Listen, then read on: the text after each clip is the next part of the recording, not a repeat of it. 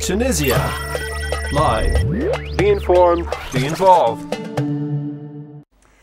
Well, my name is Oussama Mellouli. I'm Tunisian, born and raised in La Marsa, which is a small little town 10 minutes north of Tunis. I lived in Tunisia since the year I was born, 1984, and went to school here, grew up here, started my swimming career here in La Marsa, and then when I was 15, I decided to go overseas and train in France, spent a couple of years in France for high school, and then decided to go. I was recruited to go and swim in the United States at the University of Southern California, and I've been there since 2002.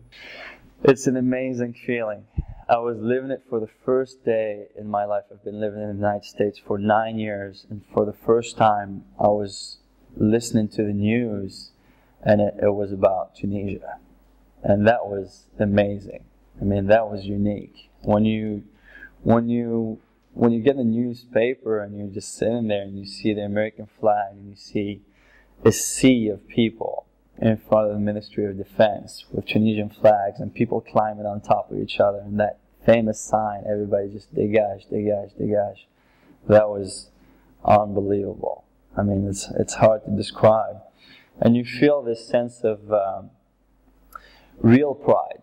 Like, for the first time, you really feel proud of being Tunisian, because for the first time, you feel like you're embracing amazing values: freedom, democracy, equality, liberty.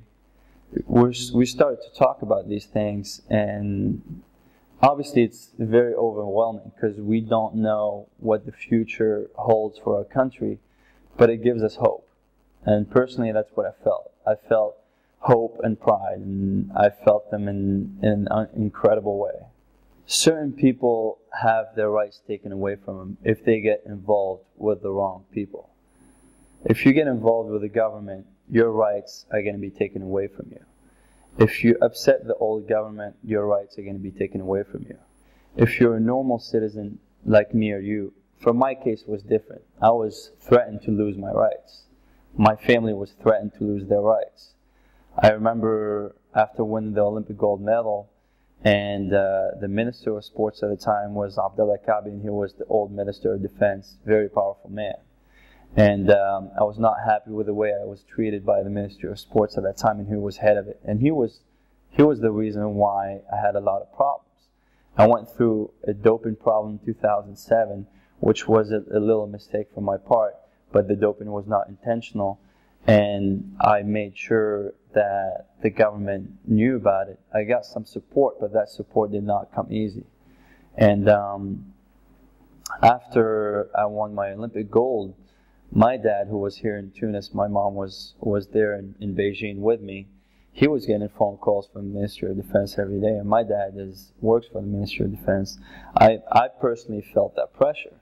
You have to support the old regime, and you can't say no. You have no choice. I mean, I see a lot of people give me criticism because of that, but it's easy to criticize when you don't live it. When you're a student and you're 24 years old and you're facing these people who have all the power in the world in a small country like Tunisia, where you just snap your fingers and things are done for you, that's a lot of power, and that power could be very scary. And it's great that now all that is gone, because for that young Tunisian who's born with great ambition, he can make miracles happen for himself and for his family, and he can aspire to do great things, because he won't find certain families or certain people who are in power telling him, no, you can't do that. Or if you want to do that, we have to be part of your success.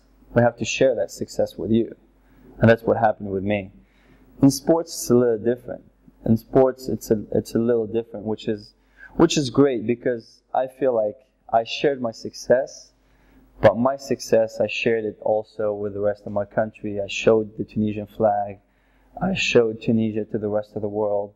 I showed my family to the world, and I showed myself to the world. So But I feel bad for those business people or those businessmen that I actually met and that I talked to, and that they were hurt by the old regime, or if you reach a certain caliber, they want to get involved with you, and that's when you start having troubles.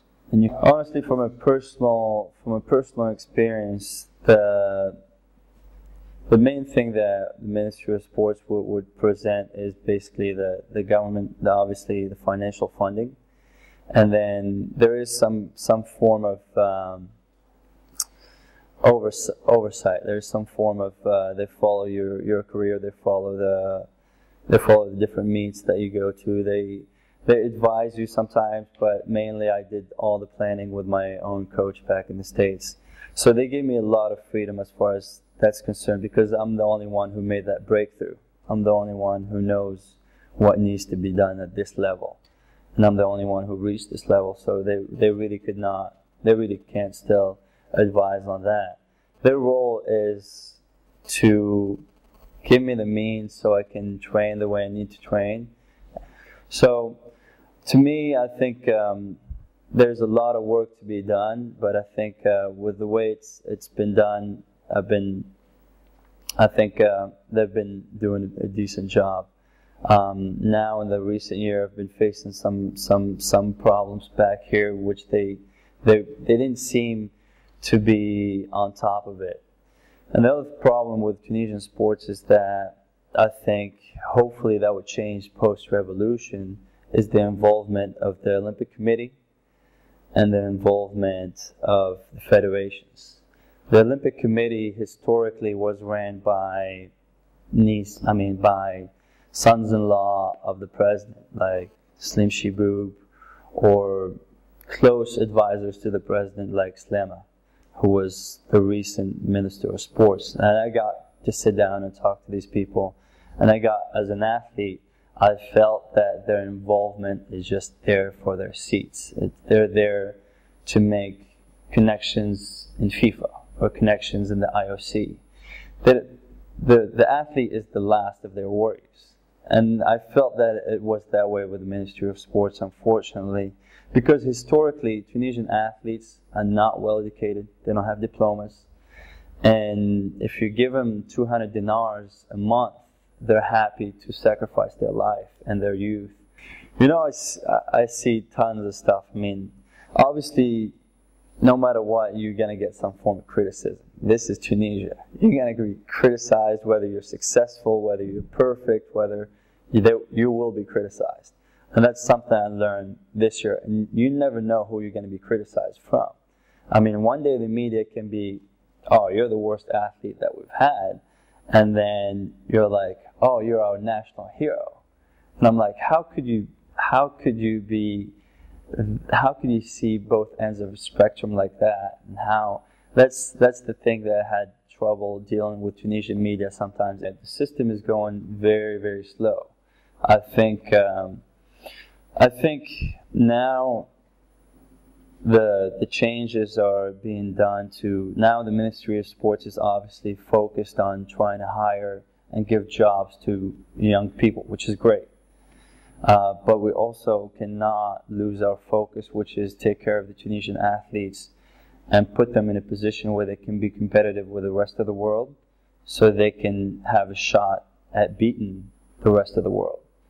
I take pride in taking on those challenges. I take pride in showing Tunisians in general and Tunisian youth that nothing is impossible, and you can reach this level. You can become the best in the world at what you do if you work hard and if you believe in yourself. I think, like you said, the sky is definitely the limit. I think now we have to be one nation and try to establish this political stability. That's our priority, because our economy is obviously hurting right now. Our tourism is hurting. You can feel it. I mean, you walk the streets and you feel it. Maybe it's because Ramadan right now and the pace is a little slower, the life is much slower, but you definitely feel that we have to get this done and lead by example. especially the rest of the world is watching us. This is a unique time in history. Whether you're Tunisian, whether you're Arab, whether you're European or American, we're taking a first shot at democracy in an Arab country. And this is our first challenge. Once we accomplish that, we can do anything. Anything can be possible. A Tunisian can do a lot of things. I think it's exciting to even think about it. No political parties have approached me. I'm definitely interested in politics. I'm interested in impacting the lives of people. I've always had this passion of being involved with people and trying to change their lives. I think politics in some ways can accomplish that. Am I going to be involved with certain parties right now? I don't think I will. Will I vote? Absolutely. I'll choose a political party and vote. But maybe one year, why not be involved in politics? As far as my career, there's no secret. My goal is to represent my country the best I can next year. Am I going to be on the podium? I hope. Am I going to try to defend my Olympic title? Absolutely, yes. And I'm really excited. You have no idea how the revolution fueled the fire in me, especially in my training this year, and hopefully that will carry on towards next year. And I'm keeping my fingers crossed for the elections coming up in October. Available on tunisialive.net.